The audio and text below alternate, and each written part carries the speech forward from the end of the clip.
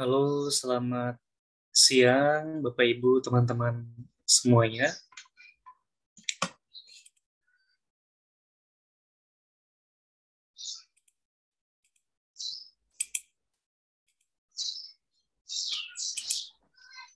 Terima kasih Bapak Ibu ya, dan selamat datang juga yang baru join dan bergabung pada Zoom siang hari ini.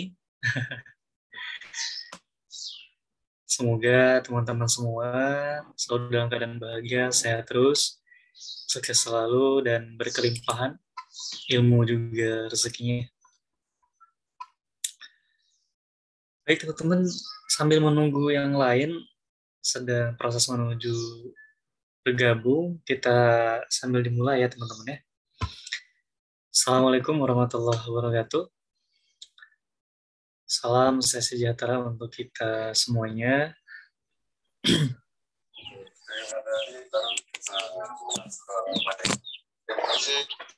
Terima kasih teman-teman sudah bergabung ya.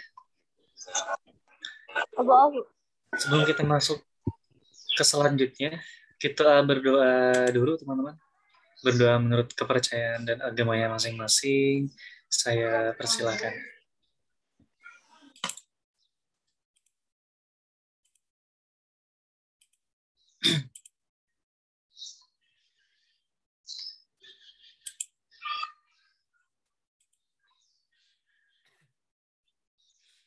Ya, Bapak Ibu, teman-teman, pada siang hari ini kita berada di kelas webinar ya, free webinar tentang kepenulisan teman-teman ya, yang berjudul menulis dan menerbitkan e-book dengan mudah, cepat, gratis 100%. Wah, mantap ya.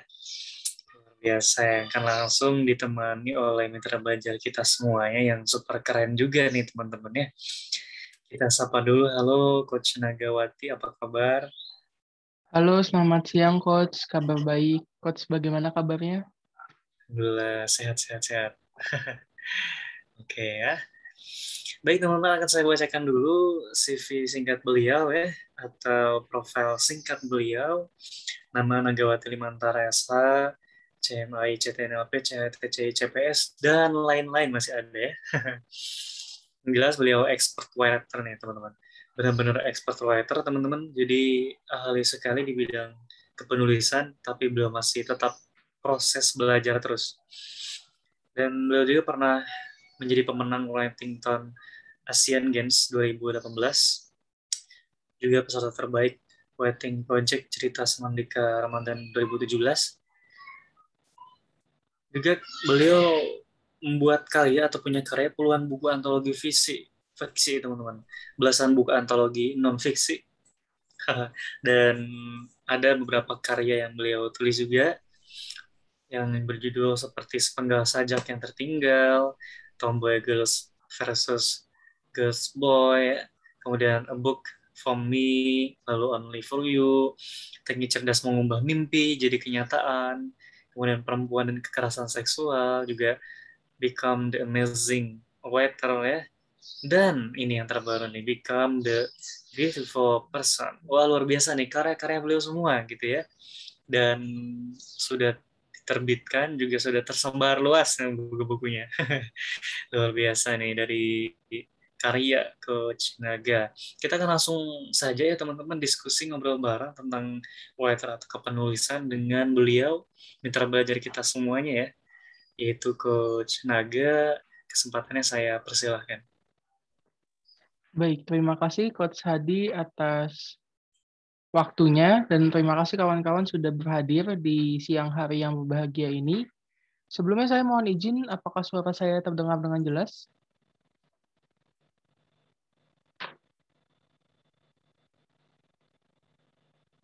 Mohon dibantu, apakah suara saya terdengar dengan jelas?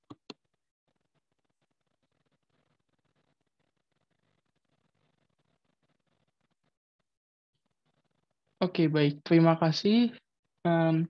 Saya izin untuk share screen materi kita pada siang hari ini, di mana seperti yang tadi disampaikan oleh Coach Hadi, kita akan membahas mengenai bagaimana cara menulis dan menerbitkan e-book dengan mudah, cepat, dan gratis.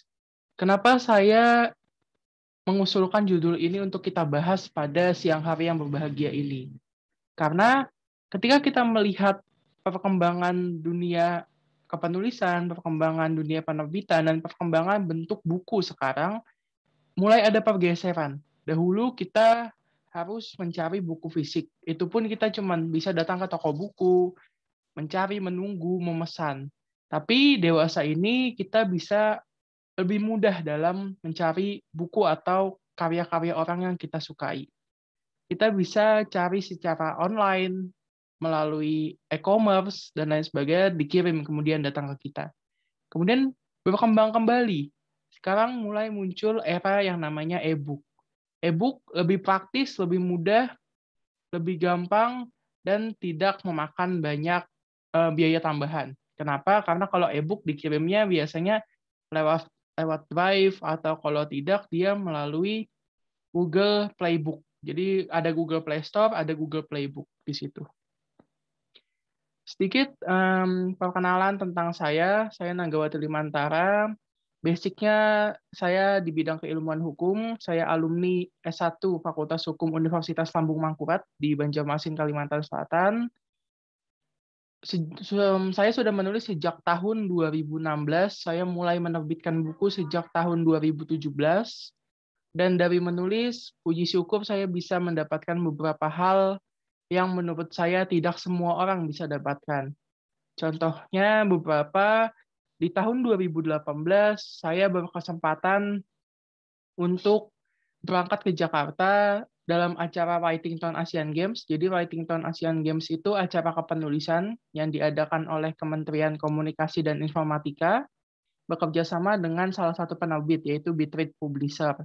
Nah, acara ini awalnya adalah seleksi nasional. Jadi seleksi nasional untuk kepenulisan artikel. Dibagi menjadi dua kubu, ada kubu mahasiswa dan ada kubu untuk blogger. Saya masuk ke mahasiswa karena 2018 saya masih menjadi seorang mahasiswa. Nah, di tiap provinsi itu punya satu pemenang. Jadi di tiap provinsi Persub itu punya satu pemenang dalam kategori mahasiswa maupun dalam kategori blogger.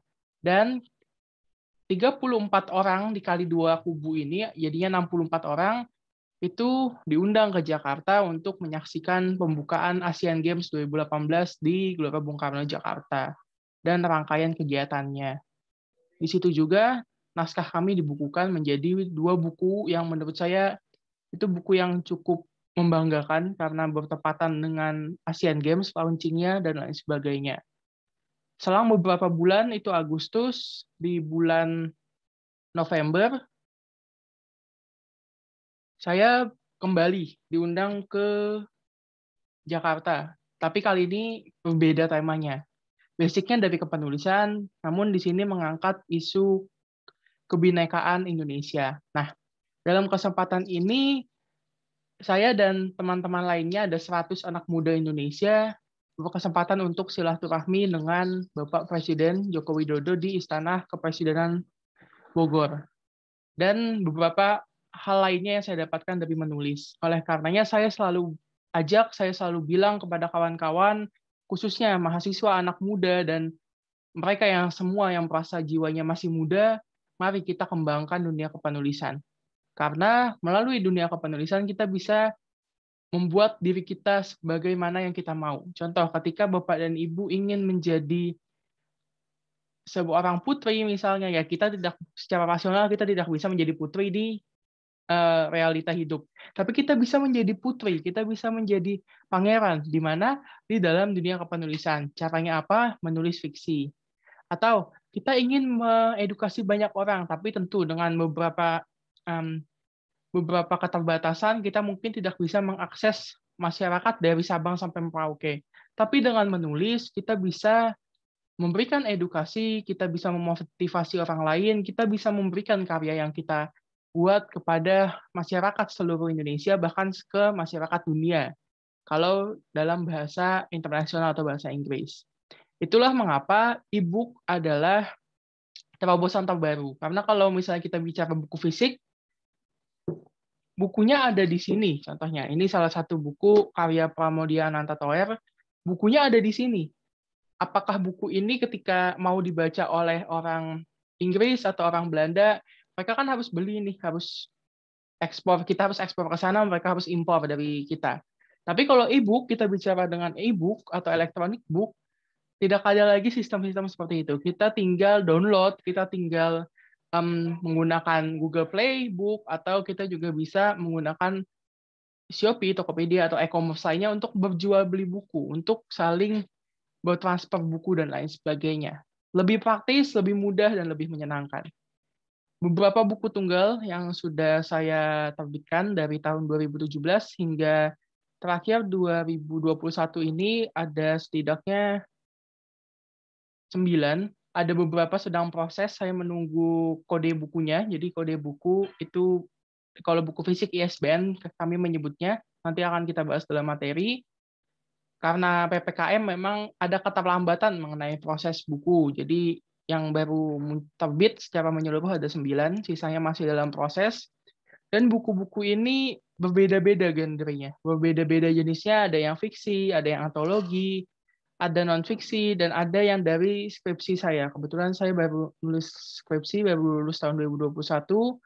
Perempuan dan kekerasan seksual ini adalah hasil daripada skripsi saya. Jadi Bapak dan Ibu yang sudah punya skripsi atau yang punya tesis, mari yuk kita bukukan. Tujuannya apa?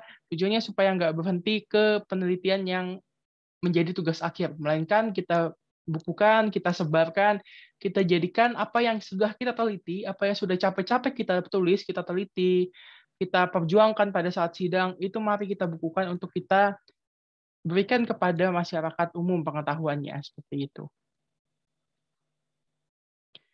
Oke, mohon izin kawan-kawan, saya mau minta tolong kepada teman-teman, tolong untuk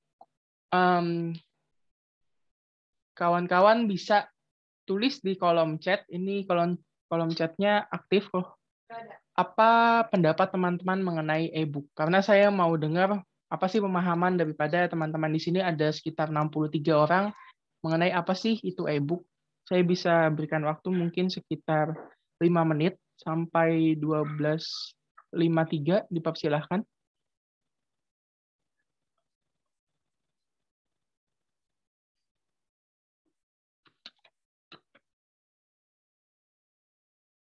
Kenapa saya menanyakan ini? Sambil teman-teman mungkin kalau ada yang mau berpendapat dipersilahkan. Kenapa saya menanyakan mengenai pemahaman tentang e-book? Karena e-book, saya sudah bilang bahwasanya ini adalah terobosan terbaru dalam dunia kepenulisan, dan saya ingin tahu apa sih pendapat orang-orang tentang e-book, apa sih pandangan orang-orang tentang e-book. Tujuannya agar saya lebih bisa menempatkan pemahaman atau menempatkan cara atau teknis penulisan dan penerbitan e-book. Sudah ada beberapa yang masuk, ada dari Kak Diki atau Pak Diki, mengatakan bahwasanya e-book adalah buku elektronik berbentuk PDF, lebih mudah diakses dan biayanya lebih murah. Ya, benar sekali. Kemudian ada juga yang mengatakan buku elektronik atau buku digital. Ya, juga benar, tidak salah. Ada juga yang mengatakan buku digital yang bisa diakses oleh banyak orang yang memiliki akses ke buku tersebut. Kemudian buku yang tidak ada fisiknya, elektronik book yang bisa dibaca kapanpun, buku virtual, buku elektronik yang dapat diakses di mana saja. E-book adalah apa yang kita tulis dan diterbitkan oleh kita sendiri, dipublikasikan oleh kita, namun tidak terdaftar dan belum berizin edar. Ini menarik. Nanti kita akan bahas bagaimana cara penerbitan e-book yang punya izin edar dan punya tanda daftar atau sudah terdaftar secara gratis seperti itu. Ada juga yang mengatakan buku digital yang dapat diakses di smartphone, kemudian buku digital menyajikan informasi karya yang rawan dibajak. Nah, ini nanti kita juga akan bahas mengenai e-book dan beberapa pemahaman tentang e-book. Salah satunya adalah ini, pembajakan, di mana banyak orang yang mengatakan kalau kita nulis e-book, ntar kebajak dan lain sebagainya. Namun, saya boleh sedikit sharing, kalau bicara mengenai pembajakan buku, itu tidak hanya terjadi pada e-book. Malah jauh lebih banyak terjadi pada buku fisik. Kenapa? Karena ketika buku fisik sudah muncul di toko buku, contoh sudah muncul di Gramedia, Bapak dan Ibu sudah bisa cari buku bajakannya di e-commerce terdekat. Biasanya harganya cuma 20 sampai 30.000, sedangkan buku aslinya itu 100 sampai 150.000. Kemudian ketika kita menunggu mungkin 1 sampai 2 minggu atau maksimal 1 bulan, itu biasanya file e-book dari buku cetak sudah bisa diakses dengan gratis di website-website yang menyediakan buku-buku bajakan. Nah, itu kalau misalnya dia buku fisik ya, pembajakan buku fisik. Tapi kalau di e-book justru kita bisa lebih menjaga. Kita bisa lebih membuat e-book kita ini aman. Jadi maksudnya ketika kita menjual hanya orang tersebut yang bisa membuka. Ketika kita menjual tidak bisa langsung di-share, langsung dibajak oleh banyak orang. Itu caranya ada di beberapa cara. Contohnya ketika kita menjualnya di Google Playbook, itu mereka sangat-sangat ketat dan sangat-sangat aman buku-buku yang dijual di sana. Terus juga ada beberapa cara, contohnya yang biasanya kami pakai adalah menggembok atau mengunci e-booknya dengan PIN, dan PIN tersebut hanya orang yang beli yang tahu karena ini custom. Jadi ketika dia beli, kami mintakan satu buah kata untuk PIN dan itu hanya dia yang tahu. Sehingga lebih mudah untuk menjaga e-book tidak dibajak ketimbang menjaga buku fisik untuk tidak dibajak. Oke, luar biasa kawan-kawan. Pemahamannya tentang e-book sudah paham, sudah jelas ini, sudah mengerti sepenuhnya, dan saya sangat senang karena teman-teman juga sudah mengetahui bahwasanya e-book itu lebih praktis, lebih mudah karena bisa diakses di smartphone, kemudian lebih tipis dan lain sebagainya. Ini juga lebih mudah untuk kita akses tentunya karena dia mudah dibawa-bawa karena ada di smartphone kita. Nah, selanjutnya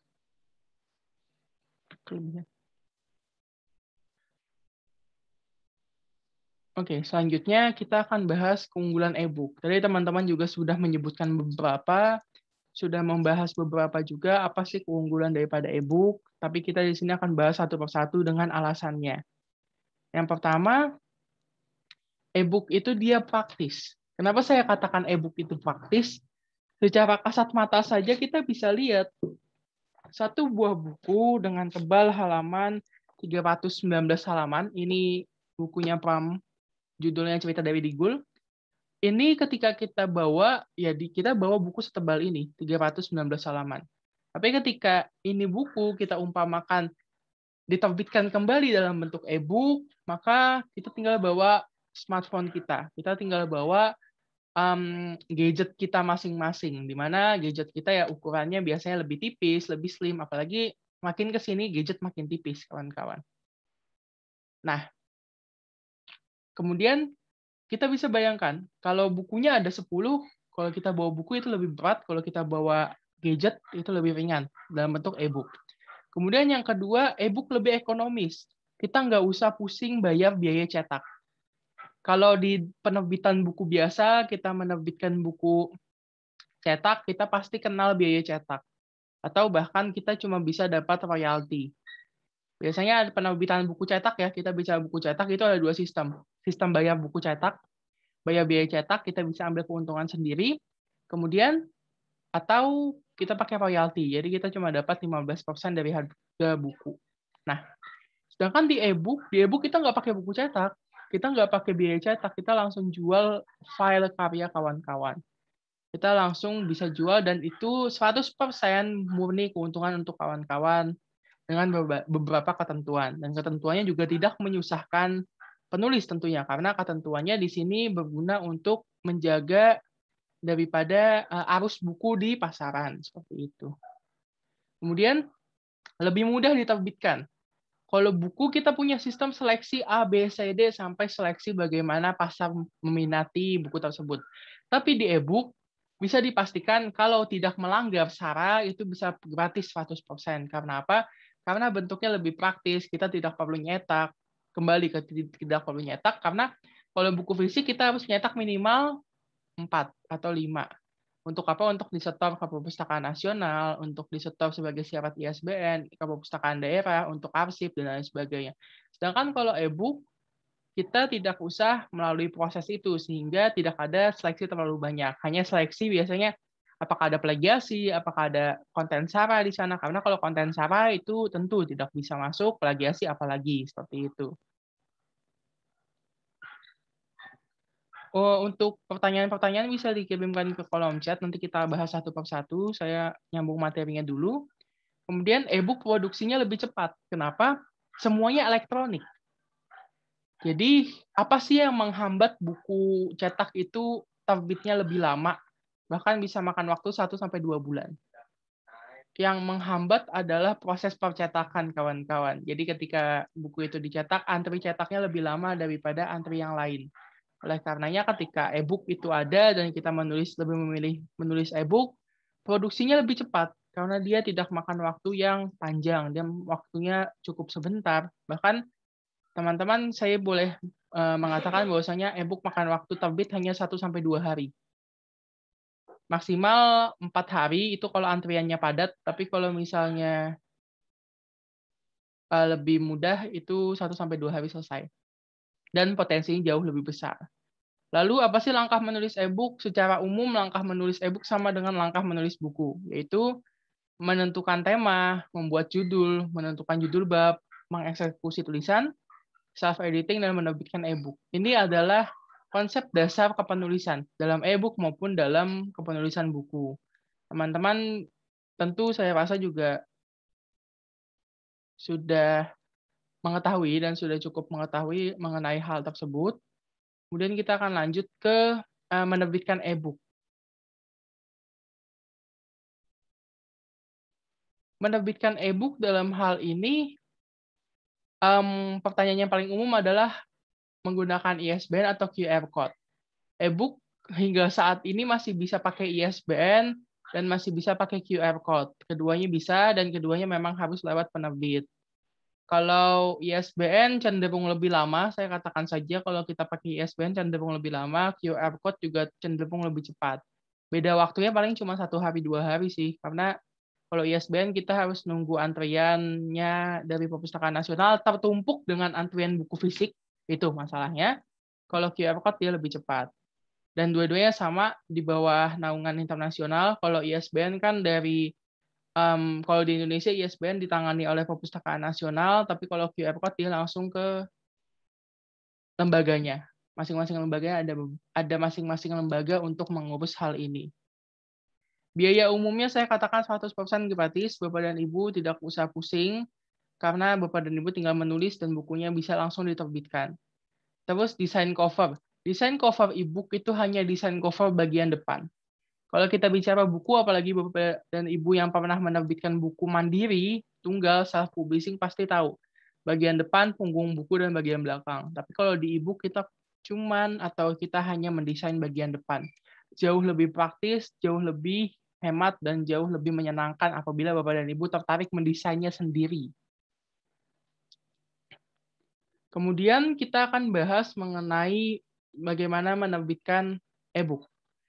Untuk menerbitkan e-book, kebetulan dan sedikit sharing di sini, saya melihat bahwasanya e-book kan masih baru nih, teman-teman. Kemudian dari menerbitkan e-book, orang-orang juga masih bingung bagaimana cara menerbitkan e-book. Dan tidak semua penerbit bisa menerima penerbitan e-book.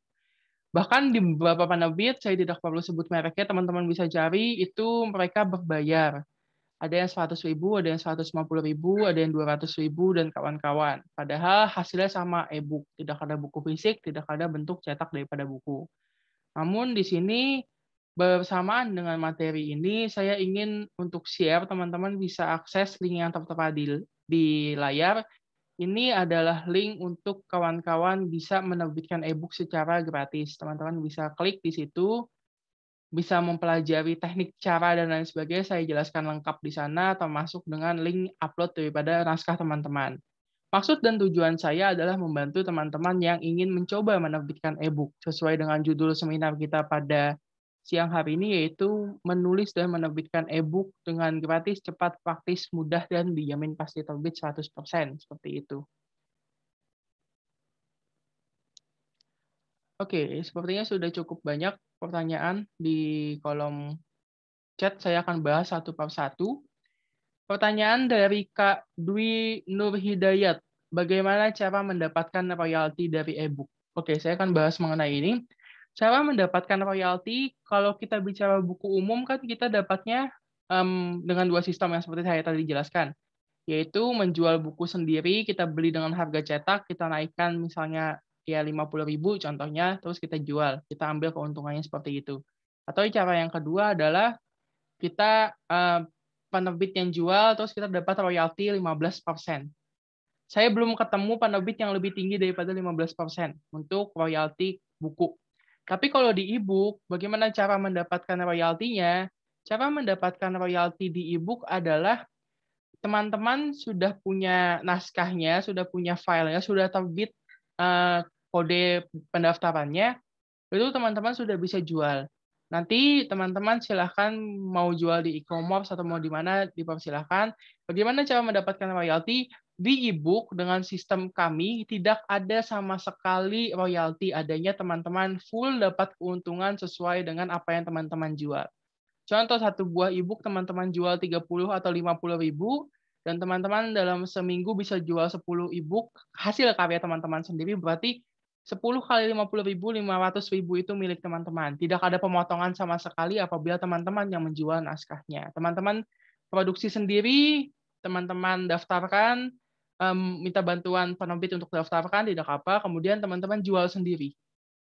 Tidak ada sistem royalti, melainkan kami atau di sini penerbit memfasilitasi saja untuk penerbitan kode pendaftaran. Royalti tidak ada, melainkan teman-teman bisa full jual sendiri, dan 100% tidak ada pemotongan untuk karya-karya yang teman-teman jual sendiri. Hak cipta dari e-book itu didapatkannya sama seperti dengan hak cipta pada buku, yaitu kita daftarkan di Kementerian Hukum dan HAM, rata-rata biayanya membutuhkan biaya 650.000. Ada yang lebih mahal, bahkan jauh lebih banyak yang lebih mahal itu bisa diakses melalui penerbit atau bisa langsung ke Kementerian Hukum dan HAM di Kanwil masing-masing daerah seperti itu.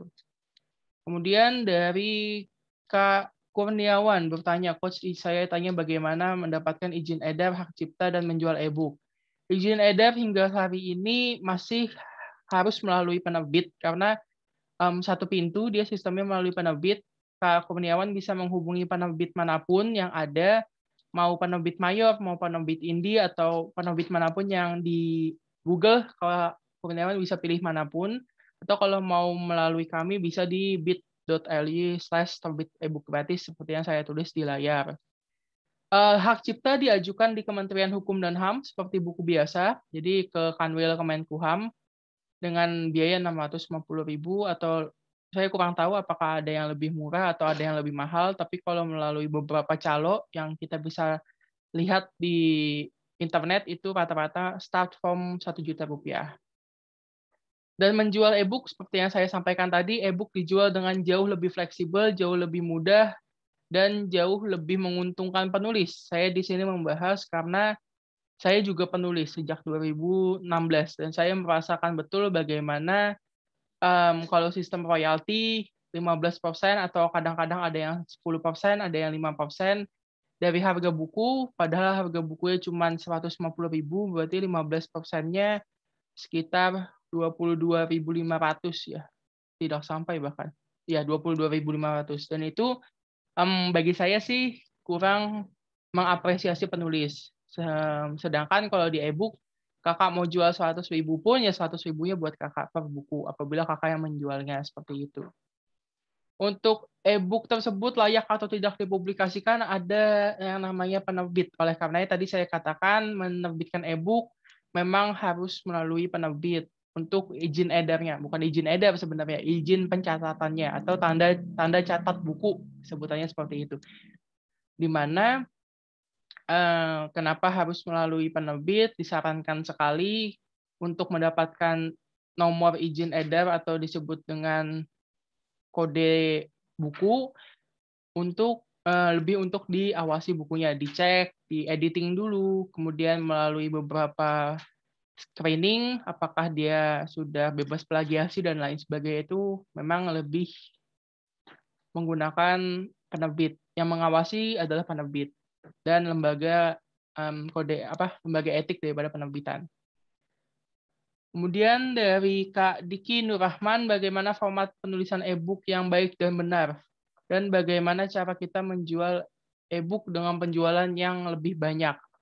Cara menulis e-book itu sama kayaknya cara nulis buku, tidak ada perubahan. Karena apa? Karena menulis buku adalah menulis e-book, menulis e-book adalah menulis buku. Karena e-book adalah buku, hanya bedanya digitalnya aja, digitalisasinya. Sama seperti kita membahas menulis surat dan menulis email. Keduanya adalah surat. Hanya yang satu digital, yang satu tertulis atau cetak seperti itu. Namun di e-book lebih menguntungkan karena kita bisa menggunakan banyak warna. Tulisannya mau warna biru, misalnya ditambahkan gambar berwarna, itu lebih mudah. Tanpa perlu menekan atau meningkatkan harga buku. Karena kalau kita di dunia buku cetak, kita pasti mengetahui bahwasanya ketika buku cetak ya, kita bahas buku cetak, ketika buku cetak di dalamnya ada warna, ada gambar berwarna, ada tulisan berwarna, itu dipastikan dia berbayar lebih mahal atau ada tambahan biaya. Sedangkan kalau di e-book mau kita full color, mau kita berwarna semuanya, bergambar semuanya, mau kita abstrak dan lain sebagainya, itu kita dibebaskan karena tidak ada biaya cetak yang berlebih seperti itu. Bagaimana cara menjual e-book dengan penjualan yang lebih banyak? Cara menjual e-book, kita bisa maksimalkan sosial media. Kenapa? Karena e-book lebih mudah, lebih praktis dengan sosial media. Kemudian saya melihat ada beberapa penerbit yang sudah masuk ke e-commerce seperti Shopee, Tokopedia, itu mereka sudah masuk ke sana. Karena mereka bisa menjual buku, mengakses banyak orang di e-commerce, tapi mereka tidak mengaktifkan fitur ongkos kirim. Karena apa? Karena filenya hanya akan dikirim melalui email. Seperti itu. Sisanya ya kita bisa pakai branding penulis, kemudian kita juga bisa belajar bagaimana cara menjadi seseorang yang bisa memasarkan buku dengan lebih handal dengan menjual keunggulan daripada buku tersebut. Baik, terima kasih kembali Kak Diki atas pertanyaannya. Ya, dipersilakan kepada teman-teman kalau misalnya ada yang masih mau bertanya atau berdiskusi bisa disampaikan melalui kolom chat. Kita masih punya waktu sampai 13.15 waktu Indonesia Barat. Berarti masih ada sekitar 10 menit lagi. Oke, ada pertanyaan masuk kembali dari Bapak Ansari, di mana bertanya, untuk proses editing itu dari penulis sendiri juga ya? Untuk editing melalui penerbit. Jadi untuk proses editing saya selalu menyarankan 2 kali editing atau double editing, yaitu yang pertama tentu penulis harus melakukan editing, tujuannya apa? Memeriksa bukunya atau e-booknya sudah sesuai dengan yang dia inginkan. Itu langkah pertama. Yang kedua, naskah masuk pasti akan melalui screening dan editing oleh penerbit manapun itu. Jadi tetap diedit oleh penerbit, tapi kalau di saya atau saya selalu menyarankan untuk yuk kita sebagai penulis kita cek kembali naskah kita. Kurang lebih sama seperti kalau misalnya kita berbisnis atau berjualan. Pasti ketika kita selesai melakukan produksi, kita pasti cek lagi dong. Kita pasti mencek kembali apakah sudah bagus, apakah sudah maksimal. Nah, lakukan itu juga dalam dunia kepenulisan. Jadi setelah selesai nulis, mari kita editing dulu. Apakah kita sudah bagus atau belum naskahnya. Semoga dipahami. Ini ada pertanyaan masuk kembali dari Kak Owen, Bapak atau Ibu ini. Atau Kakak Owen Rian mengatakan bahwasanya apakah ada teknis yang mudah untuk menjadi editor, sehingga dari sisi editor maksud saya agar ketika menulis di kemudian waktu maka kita punya sense of editing. Untuk teknis mudah menjadi editor ada tentu. Jadi di beberapa editor itu punya SOP-nya masing-masing, ada beberapa list yang harus dipenuhi dan dipelajari. Namun dalam hal ini langkah paling mudah untuk dipahami sebagaimana kita menjadi penulis untuk meningkatkan sense of editing itu adalah kita harus paham dulu apa yang ingin kita tulis. Itu yang pertama. Karena ketika kita sudah paham apa yang ingin kita tulis dan kita melakukan cross check kembali pada buku atau yang tadi saya bilang setelah selesai harus diedit sendiri, dipelajari sendiri, itu kita biasanya langsung tahu, oh ini salah, oh ini itu. Karena sense of editing itu diperlakukan atau didapatkan masing-masing dari jam terbang kita ketika menulis. Itu ketika kita menempatkan diri sebagai penulis yang ingin mencoba mengedit. Tapi kalau sudah menjadi editor, editor berarti pekerjaan tersendiri lagi, itu ada beberapa poin checklist yang harus dipenuhi. Seperti itu. Dari Bapak Purwanto mengatakan bahwasanya bagaimana menentukan harga bukunya, buku kecil, buku tebal. Kalau dalam e-book menentukan harga buku ditentukan 100% oleh penulis. Walaupun di beberapa penerbit menentukan harga buku. Tapi alangkah lebih baik ditentukan oleh penulis. Dan cara menentukan harga buku tidak melalui bukunya tebal atau tipis, melainkan apa yang terkandung dalam buku tersebut dan bagaimana nilai jual yang terkandung dalam buku tersebut. Kawan-kawan mungkin tahu bukunya Tung Desem Waringin yang terbaru, itu kan tidak setebal buku ini, misalnya ini 319 halaman. Dia mungkin tidak setebal buku-buku lainnya, tapi karena isi dari buku tersebut mempunyai nilai yang bagus untuk dijual atau nilai yang kuat untuk dijual, termasuk karena personal branding beliau yang kuat, harga bukunya kan 150.000. Saya terakhir lihat seperti itu, saya kurang tahu kalau sekarang. Nah, sedangkan buku seperti ini, kemarin ini dijual 60.000 harga Pulau Jawa. Itu kan yang menentukan adalah kualitas daripada buku atau isi daripada buku atau ya poin lainnya mungkin personal branding daripada penulisnya. Ada banyak cara untuk menentukan harga buku. Tapi kalau untuk e-book saya selalu membebaskan penulis atau saya selalu menyarankan penulis menentukan sendiri agar harga bukunya lebih sesuai dengan apa yang penulis rasakan tentang bukunya. Seperti itu. Pertanyaan dari Kak Ibu atau ya Kak Faila Anfa, bagaimana untuk mendapatkan ide ketika kita stuck dalam menulis? Stuck dalam menulis ini disebut dengan istilah writer block, dan memang ini momok semua penulis. Jadi penulis yang baru mulai atau penulis yang sudah banyak bukunya, bahkan penulis-penulis senior, itu dia memang mengalami writer block, pasti pernah mengalami writer block. Dan bagaimana cara untuk terbebas dari writer block, salah satu caranya adalah kita membuat tubuh kita lebih rileks ketika menulis. Yang kedua, kita bisa coba untuk sambil healing atau self-healing dari penulis. Atau ada beberapa cara lainnya yang membutuhkan beberapa teknik, yang mana salah satunya kita bisa mencoba menulisnya itu lebih interaktif. Dan itu bisa teman-teman pelajari. Pertanyaan dari Kak Budi Kunchoro, selain format PDF, ada beberapa format lain yang dipergunakan untuk penerbitan e-book di Indonesia. Format mana yang lebih baik? Untuk saat ini, bahkan hingga saat ini, masih yang paling diminati dan yang lebih baik digunakan di Indonesia adalah format PDF. Karena dengan format PDF itu bisa dibuka atau diakses oleh semua smartphone tanpa membutuhkan berbagai aplikasi tambahan. Karena kalau format-format yang lain masih menggunakan aplikasi tambahan. Saya kurang tahu apakah ada perkembangan, apakah nanti tiba-tiba ada aplikasi-aplikasi yang wajib tertanam dalam smartphone kita untuk memudahkan pembacaan buku atau e-book, itu kita lihat perkembangannya. Tapi hingga saat ini memang PDF masih menjadi yang utama dan yang terutama. Kemudian ada pertanyaan dari Kak Retno menanyakan bahwasanya bagaimana minat pasar saat ini dalam hal membaca e-book atau tingkat ordernya. Minat pasar saat ini saya bisa katakan sangat bagus. Karena apa? Karena ditambah pandemi ya, ditambah pandemi masyarakat harus di rumah saja, beberapa orang bekerja dari rumah, sekolah dari rumah, dan lain sebagainya, sehingga orang-orang mulai mencari alternatif ketimbang mereka harus keluar mencari atau mereka harus membayar ongkos kirim lebih mahal dari apa yang mereka beli, sehingga muncullah e-book. Bahkan di beberapa pendidikan, lembaga pendidikan juga mulai mengembangkan e-book sebagai salah satu modul pembelajaran.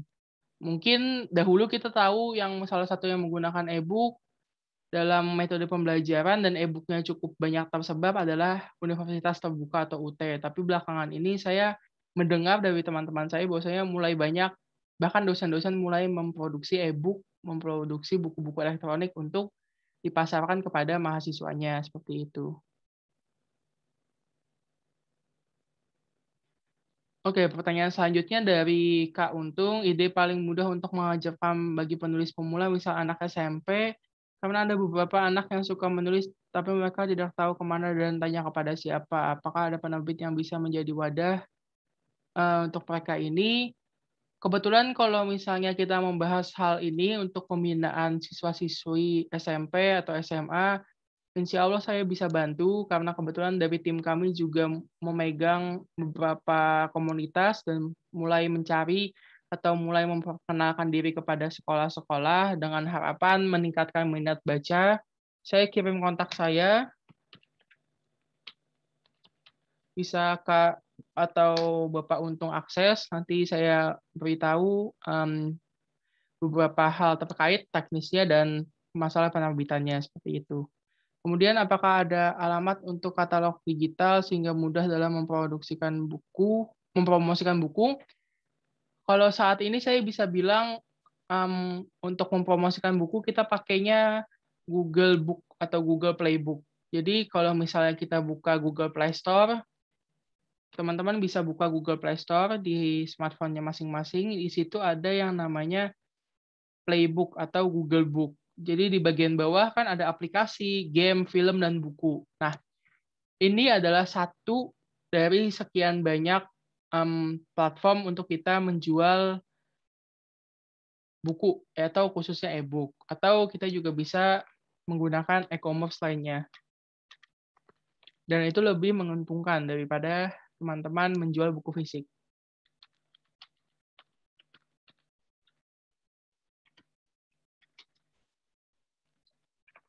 Kemudian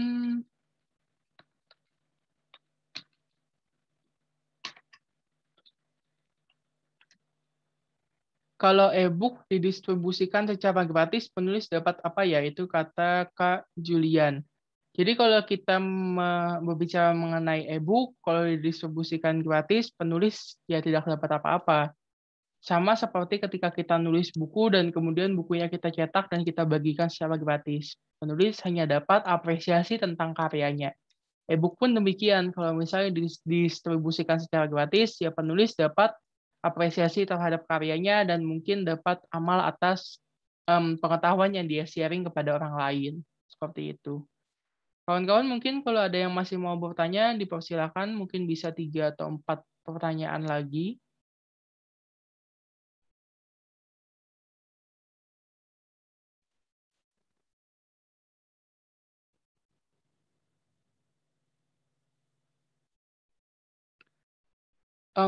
Ada dari Kak Suryanti Situmorang. Iya, nanti saya akan kirimkan ini di grup WhatsApp, materi flyer-nya ini, materi slide-nya ini, nanti saya kirimkan.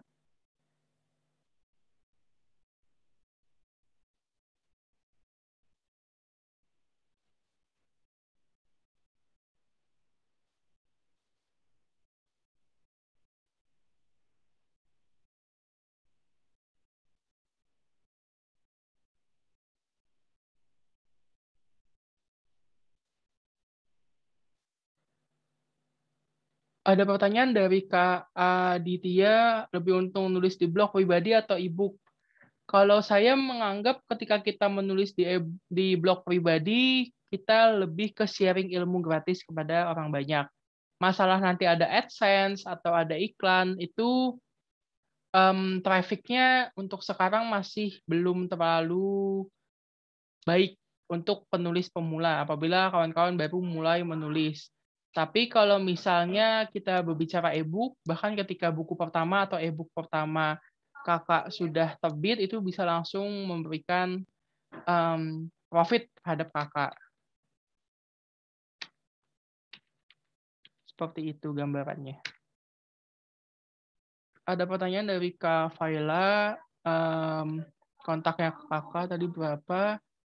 Ini kontak saya, teman-teman bisa add WA saya, nanti bisa sapa saja saya, nanti saya save. Kemudian ada YouTube saya, ada Instagram saya, ada email, dan website. Teman-teman juga bisa dapatkan informasi terkait tentang penulisan, e-book, dan lain sebagainya di website saya, seperti itu. Saya sambil jawab pertanyaan lainnya dari Kak Retno menanyakan tahap awal yang kita lakukan untuk memulai menulis bisa di-share, Coach?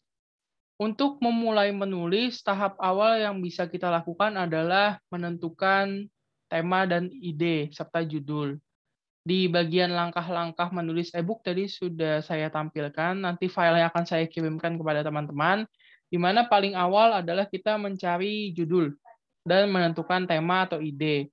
Setelahnya baru kita bisa melakukan brainstorming naskah, melakukan pengembangan naskah, dan melakukan eksekusi terhadap naskah, baru melakukan penerbitan. Baik yang menerbitkan buku fisik maupun baik yang menerbitkan buku e-book atau buku non-fisik. Terima kasih Kak Mei. Sepertinya Kak Mei juga pernah ikut salah satu training saya ini kalau tidak salah. Semoga betul ini Kak Mei-nya.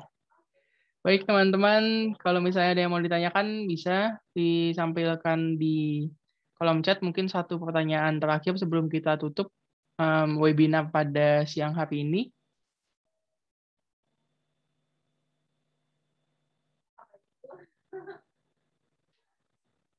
Boleh tahu range biaya? Untuk menerbitkan e-book 100% gratis, Kak. Jadi, untuk harga e-book. Untuk harga e-book range biaya mulai dari 35.000, bahkan di bawah itu juga ada, tapi yang paling settle atau yang paling biasa dipakai 35.000 sampai ratusan ribu rupiah. Ada sampai 125 kemarin, itu untuk e-book. Kalau 100 halaman kira-kira 35 sampai 50.000, tergantung kakak mau matok di mana. Karena kembali e-book itu tergantung penulis, 100% penulis yang menentukan. Baik, terima kasih Kak Budi. Semoga bermanfaat materinya. Oke, mungkin tidak ada pertanyaan lainnya dan berhubung juga waktu sudah menunjukkan pukul 13.23. Saya terima kasih kawan-kawan telah mengikuti materi saya. Mohon maaf apabila ada kesalahan baik yang disengaja maupun yang tidak disengaja. Semoga bisa bermanfaat untuk meningkatkan minat literasi Indonesia, khususnya meningkatkan minat kepenulisan dalam hal menulis e-book. Sekian dari saya, terima kasih. Selamat siang, saya kembalikan ke Coach Hadi.